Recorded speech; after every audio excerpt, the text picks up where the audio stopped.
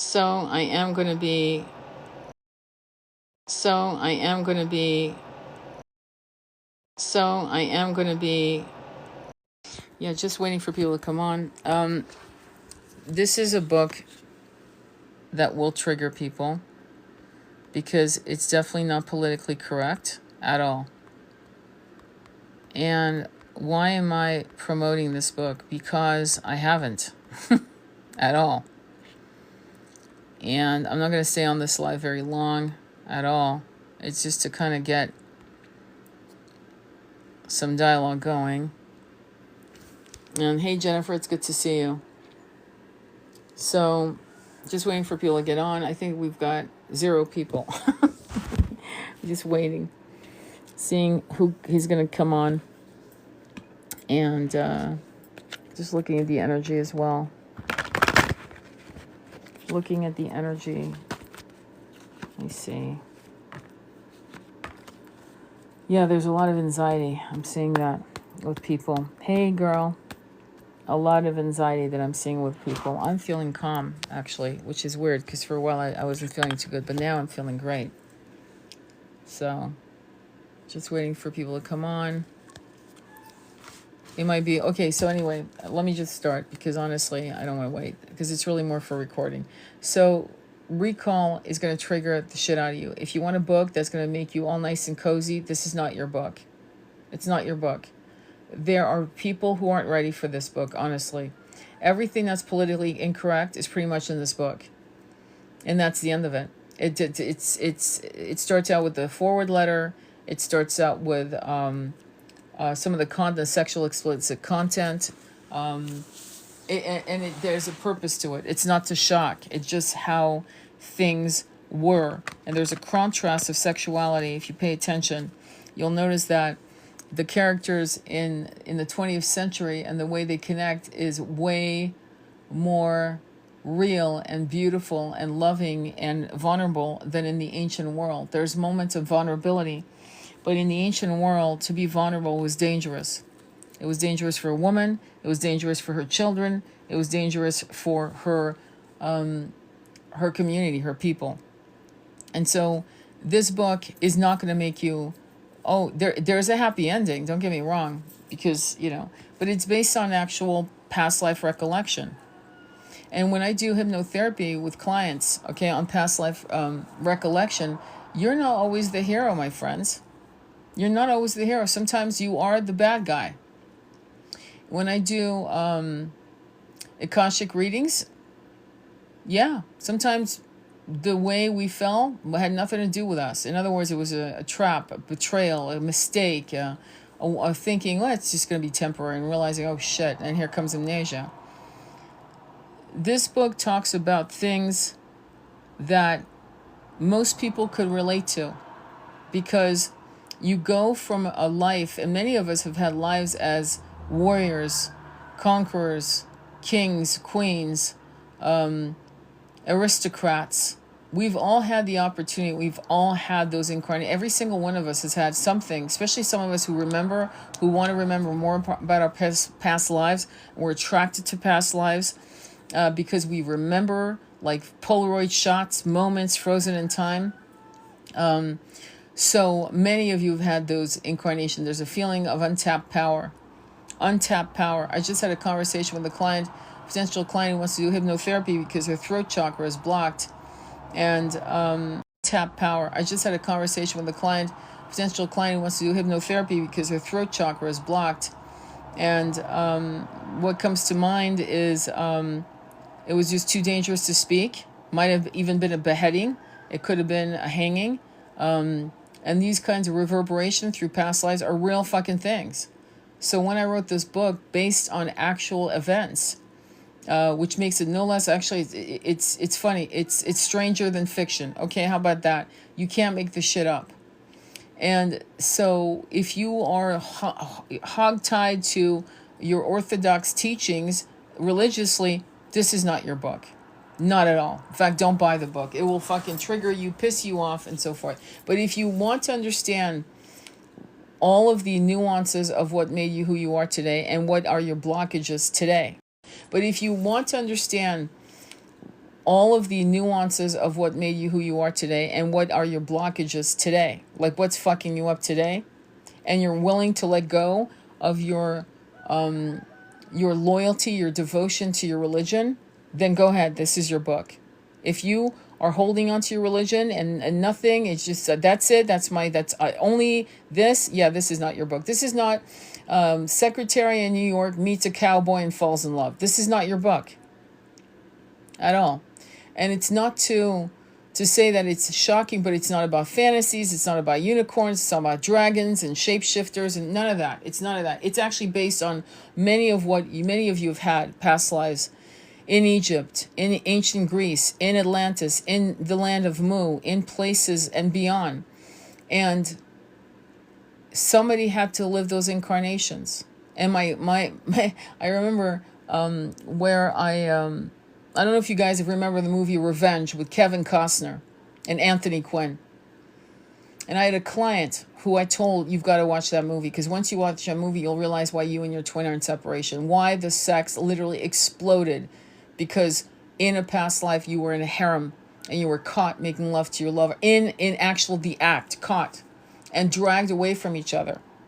That shit reverberates across timelines, my friends. Because that's exactly what happened to her. And when she watched the movie, I'm sure she saw that scene in Revenge when they're enclosed in their bubble of love and they feel like they're safe, and suddenly all hell breaks loose. That shit will follow you into the next incarnation unless it's healed. And how can you heal certain instances like you can't? You can't heal it. So this book has, and how can you heal certain instances like you can't? You can't heal it. So this book has got unaliving of the self. I hate using that fucking word. Taking our own life. I'm just going to give it to you. It's got nuances of sacrifice, sexual rites. It was fucking Mesopotamia, my friends. It might have been the cradle of civilization, but it was no less brutal, and they were being conquered left and right.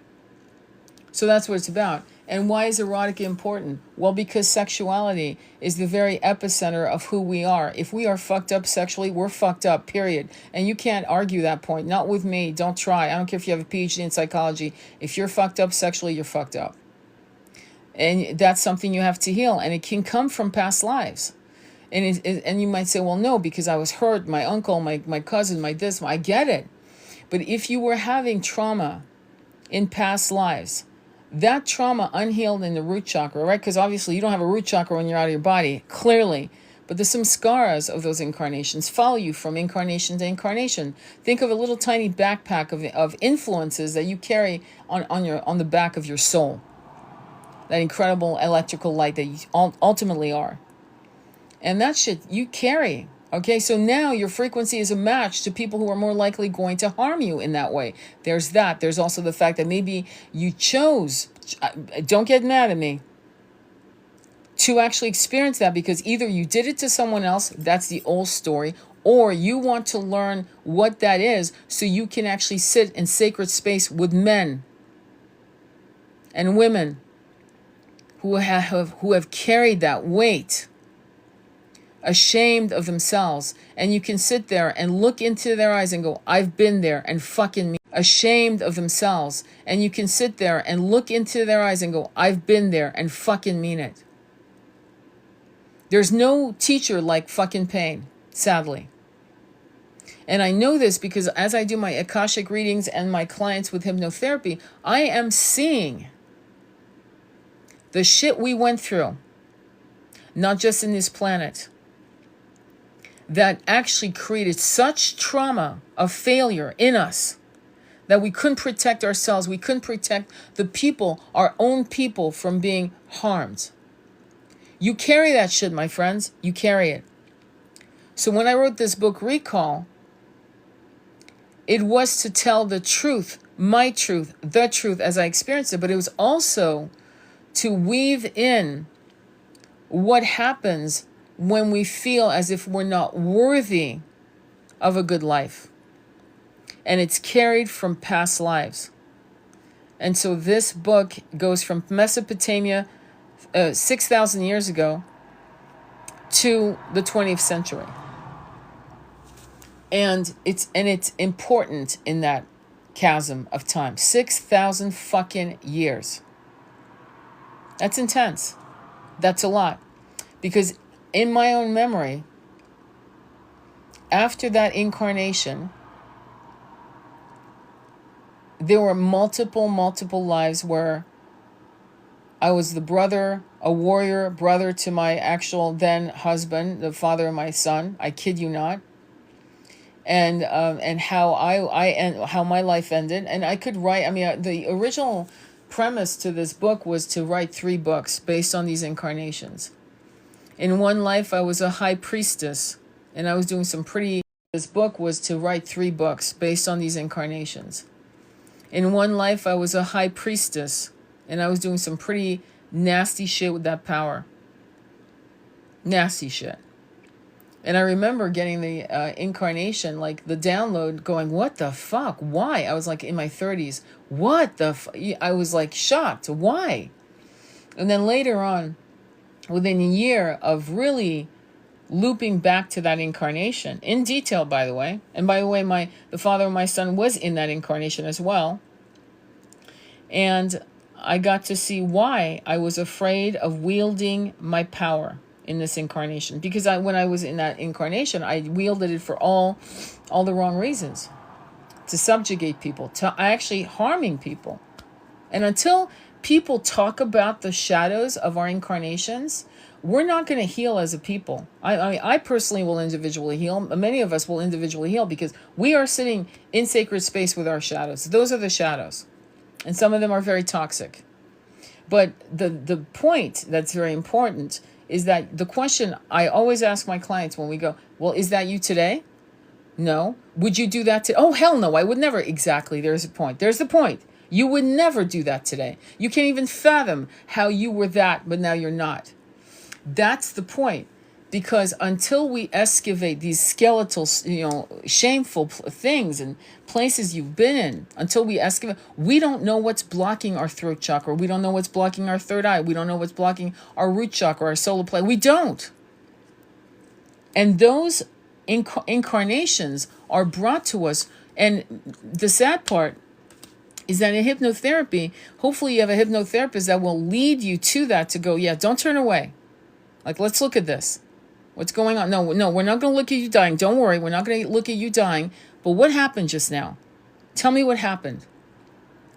And then going into that place that seems so frightening, that is an aha moment. And it's massive relief. It's like mic drop. Boom, I get it. Oh my God. This is why I'm always having anxiety.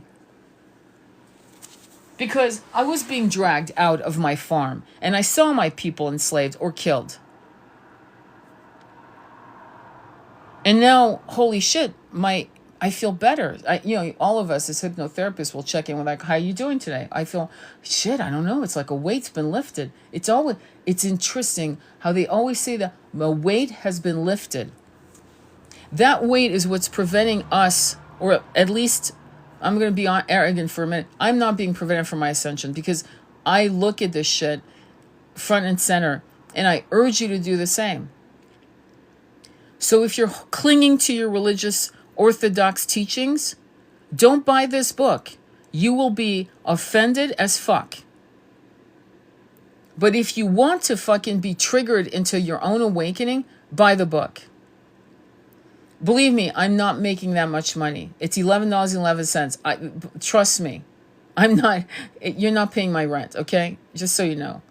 It's actually a book that I wrote thinking it might become the book that would, put me in a certain, but it's not. I'm realizing it's more of a tool, a healing tool for people. And it will bring you to remembering your own thing. That much I know. And I don't know why that's happening, but it is.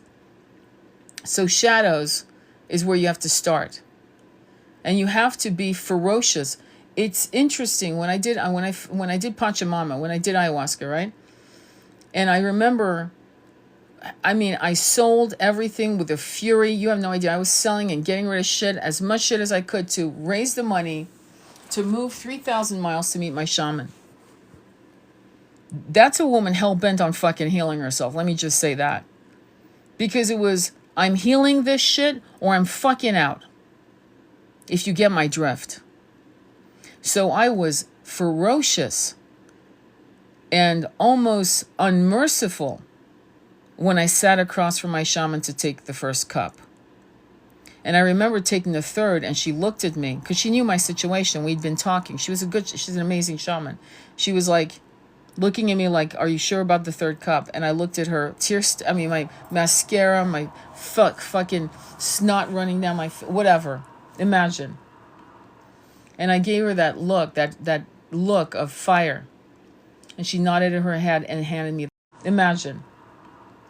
And I gave her that look, that look of fire. And she nodded her head and handed me the cup.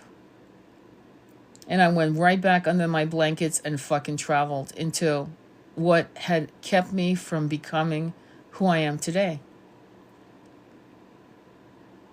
That's why you have to be gentle but unmerciful to the excavation. There are moments where you're gentle and there are moments where fuck this, we're ripping down. No, we are ripping down all the veils. I don't give a fuck. This needs to come down. I'm creating the implosion for myself, for my greater good. Because either I do it or the universe will do it when I'm not ready. So that is what it takes to heal. It's not, you're not kicking rocks, my friend. You're wasting time. And healing is sometimes something that can scare you and you have to just walk through the fire. Baptism by fire. And that's exactly what is important in the ascension, because it doesn't matter how nice you are. You could be the fucking nicest person on the fucking planet. But if you don't feel worthy, if there's any shame lodged in your root chakra, any blockages in your heart, you're not ascending, my friend. Do you get that? Clearly, we've all been nuns and monks. We have been fasting. We have meditated and prayed. We have been Buddhists and, various religions from, Catholicism to Judaism to Muslim and all of it.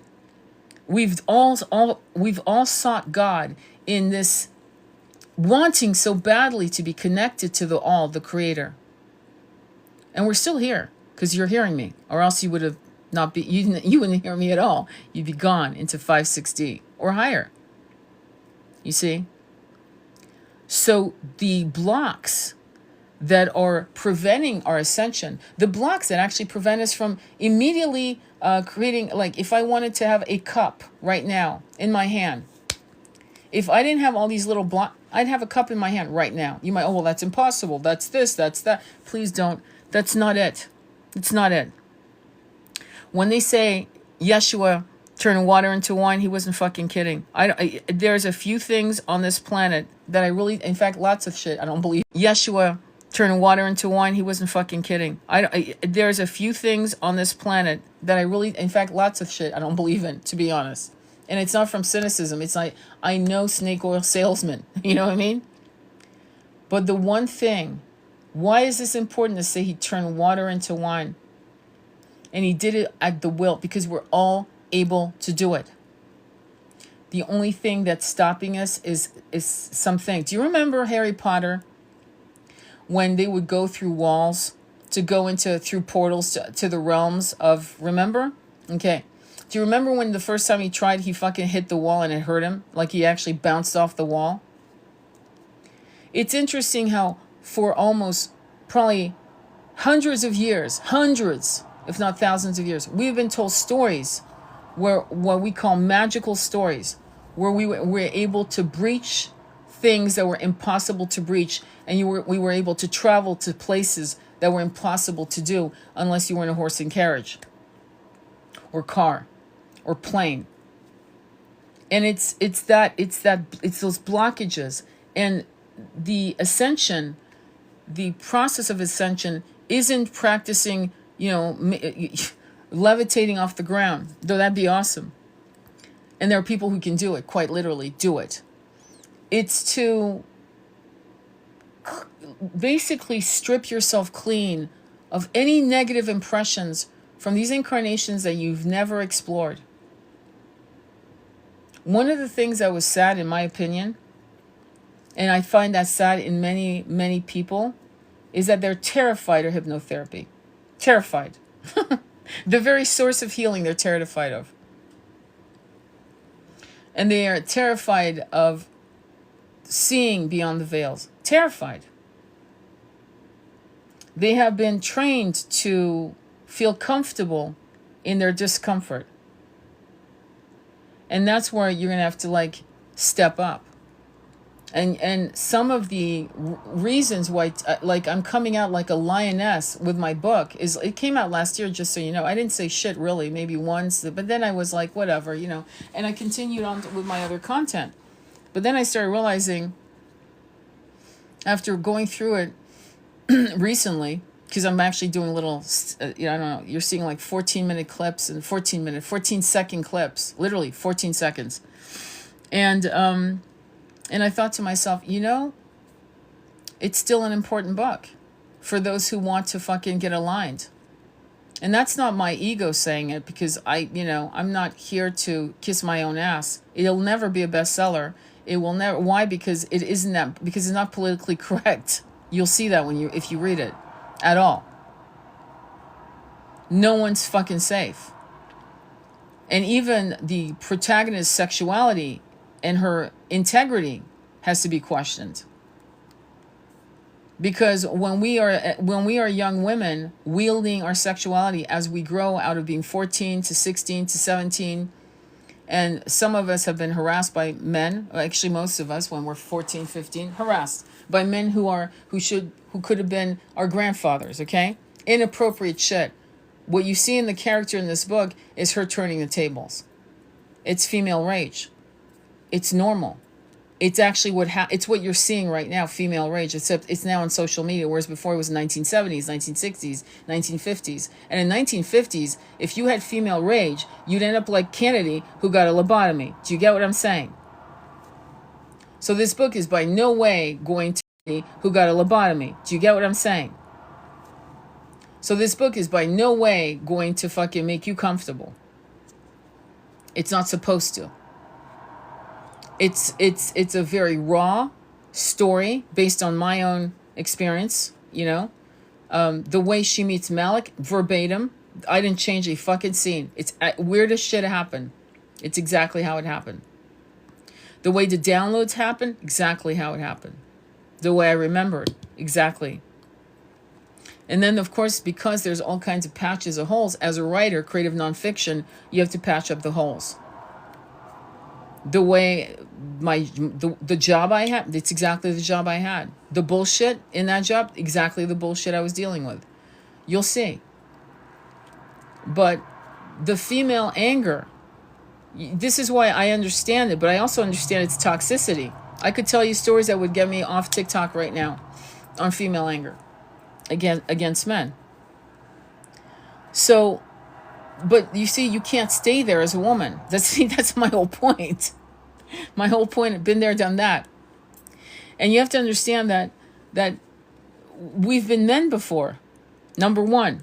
And we've been shitty men before. We were those men who were perpetrating bullshit. I mentioned that in the book. And there is this weird entitlement of women who have no spiritual compass based on reincarnation. See, the minute you believe and know reincarnation is real, and I'm not here to sell it to you, there's just too much data, too much. Like I don't need to sell you or convince you on that. I remember Paris Match, which is a French magazine, had an article of a little kid. This was when it was called Calcutta. A little kid born in Calcutta who insisted to go to somewhere else in another neighboring village, and was brought there, and he knew his wife's name, he knew his son's name, he knew the neighbor that fucking owed him money. He was like 8. There was another situation where a woman went into a castle in Scotland and knew fucking secret passages that the caretaker never knew existed. You can't make that shit up. And no, she was not psychic. She remembered having been there. That had been her home. She knew that castle like the back of her hand. There's been stories after stories after stories. My brother when he was 3, telling us he'd been in a car accident in his Rolls Royce and he missed his sons, but he hated his wife. You can't, a 3-year-old, come on, a 3-year-old? But he kept talking about it. I was in that car accident. I really miss my sons. I hope they're okay, but damn, I hated my wife. He was a rich man. It is what it is. So based on the premise of reincarnation, as a woman who has female rage, I get it, don't get me wrong. I've been there, done that. However, then you got to sit back and be wise and go, wait, okay, so why is this happening to, why am I in the receiving end of this? How can I repair this? And how can I give men a true understanding of how this is damaging to me? And not just to me, to young girls and young women in general, right?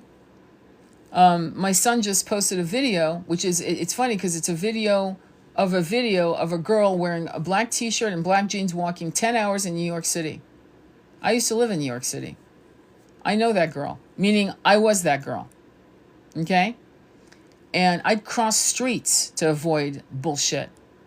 I've literally ran for my life from men chasing me in darkened streets, into Fifth Avenue, into a hotel, thank God. And it was so traumatic, I'll never forget, the following day, I could not walk for 2 weeks. The trauma of being chased, thank God I was in excellent shape. I used to be a track runner. I outran the men. I was just taking a walk, minding my business, 9 o'clock at night. Yeah, sure. Oh, it's late for a girl to walk in the streets. I always did it safely. But on that day, and the somatic body was so riddled with fear, because I wasn't crying or shaking because I made it, but I could not walk for 2 weeks. I kid you not. I literally fell to my knees and I had to crawl to the bathroom. I was bedridden for 2 weeks. That's how trauma works. And because I had a spiritual compass, right, I could and I was only 19, by the way, I could more or less like navigate out of that and realizing, holy fuck, yeah, my body doesn't want me. Apparently, I need to stay in the hotel room. I need to stay in. And that was it. No pain in my back. Just I couldn't figure it out. And then I put it together and realized what was happening to me. So my son did this video, and this girl, he like restitched the video with this girl walking down the streets in New York City dealing with that stuff. And so in the beginning of the book, you're going to see female rage. And you're going to understand it, because if you're a woman, you're going to understand it. If you're a man reading that book, you're not learning. Hopefully this is not news to you. It should not be news to you. But that girl walking down the street with the black t-shirt and black jeans, 10 hours. Nothing sexy, no reveal, no cleavage, no high heels, nothing.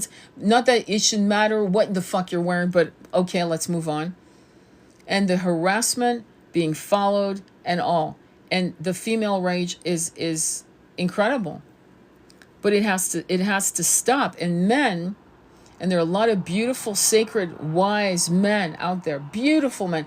Some of them are actually physically beautiful. So when they call out a man who's a pig to another woman, it's even more potent. I'm sorry.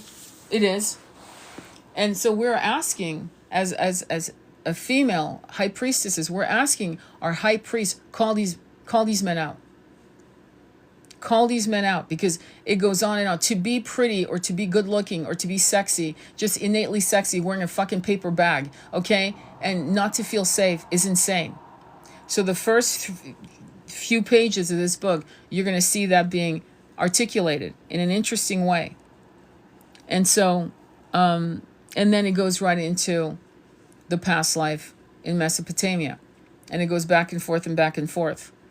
And then when you go into her connection with the conqueror, Creo, there's a part of her that if her children are to survive, she has to do what she has to do.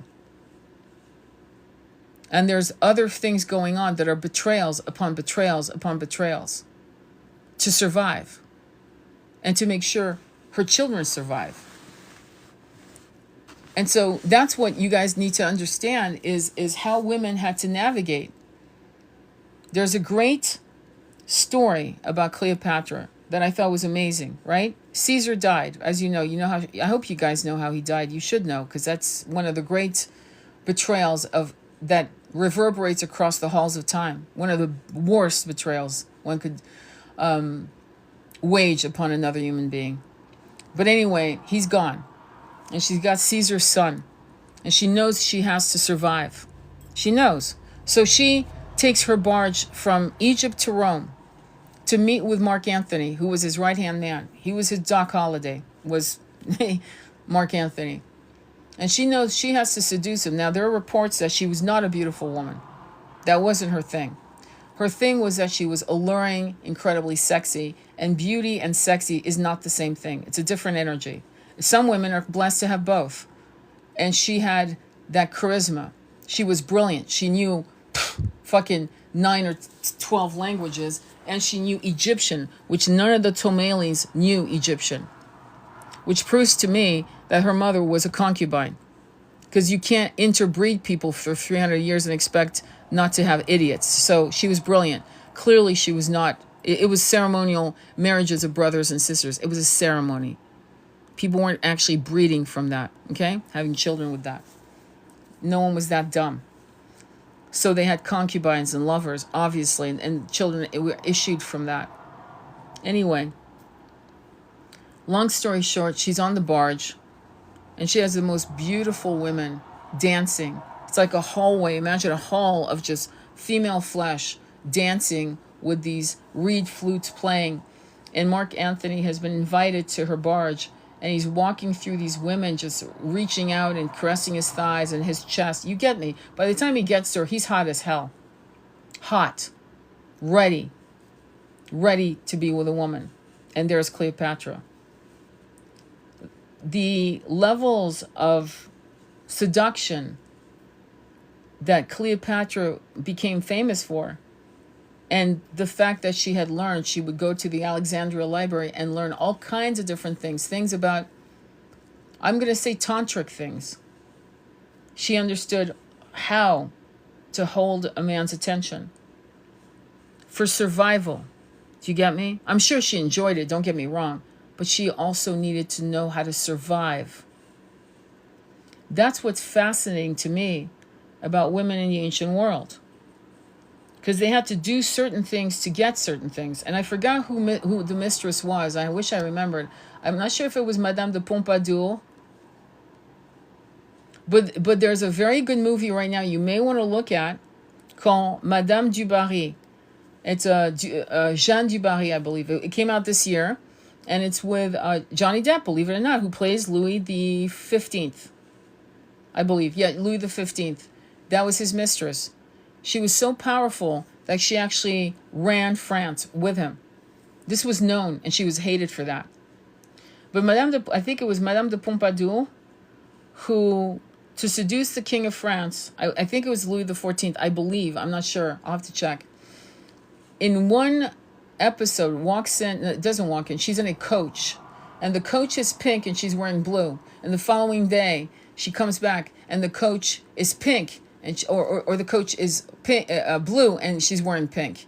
And that caught the royal eye, and she became a very famous mistress. Do you understand? Like, these women, it was that or be on the fucking streets. It was do what you got to do with what you got or be on the streets. Today, to be honest, we don't have to do any of that. And the fact that women still are choosing to do that, no hate on all of them. Some of them are actually doing what they love, to be honest. They love being concubines. They love being high call girls. They love the freedom of that. They do. And I will never put hate on them, ever. But women, but what I am seeing, which I find kind of ridiculous, is women playing these games in corporate America. And for me, that's a lack of integrity. It's like either go big or go home. It's like, just use your brains. Just use your ability to, like, negotiate and do things. Use your brains. Don't, you know what I mean?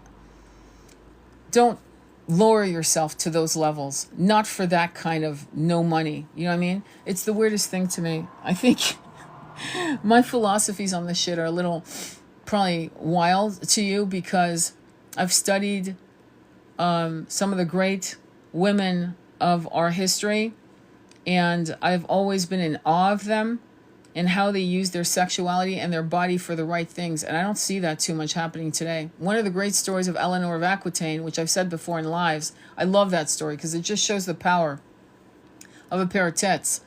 There was a war going on, and she rode a horse naked, bareback, and stopped a war. She rode it in the middle of a battlefield. It stopped a war. And that is, wow, mic drop to me personally. And so the female power, the Lilith, and how Lilith was bastardized and how she was demonized is so unfair. How Eve was demonized. And it's in fact the very epicenter of why we were treated like shit, because Eve ate a fruit of knowledge. Now, the thing about intelligence is it has to be imbued with massive curiosity and irreverence. And if let's say Lilith really was the snake, which I don't buy for one fucking second, but let's say it is. And here came an entity that said, if you eat from this, you will know everything. You will understand the very essence of your existence and why you're here and why everything's like it is. You would eat. And the problem with that story is that the God that is enraged and punishes is an Anunnaki God, not the one who created us all. Clearly not at all. And many of us recognize that. Even Billy Carson says that.